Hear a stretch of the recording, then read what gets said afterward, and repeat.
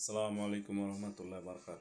আল্লাহ রাসুলের কাছে এক সাহাবি গেছেন বলছে, ইয়া রাসূলুল্লাহ, আমি রেজেকের জন্য খুব প্রেশানে আছে, আমার রেজেক নেই, খানা নেই, কষ্টে আছি না। বলো নামাজ পড়ো। নামাজ পড়ছে, নামাজ পড়ার পর বলছে আবার নামাজ হয়নি, নামাজ পড়ছি তো রেজেক হয়নি, আবার নামাজ পড়ো। নামাজ পড়ছে, তারপরে বাড়িতে নামাজ পড়ে যায়, দেখে জাতার থেকে গম বের হতেছে। সেই সমস্ত কলসি এবং যত বালতি বুলটি যা আছে সব গমের আটা দিয়ে ভরে ফেলছে। তারপরে বলছে, আল্লাহ রাসুলের কাছে যে বলছে, ইয়া রাসূলুল্লাহ, দেখেন আমি আমার এমনি এমনি গম বের হতেছে, আটা বের হতেছে, কিন্তু সেখানে যে আটা দেখার, ওই কুদরতটা দেখার কারণে বদ্ধ হয়ে গেছে।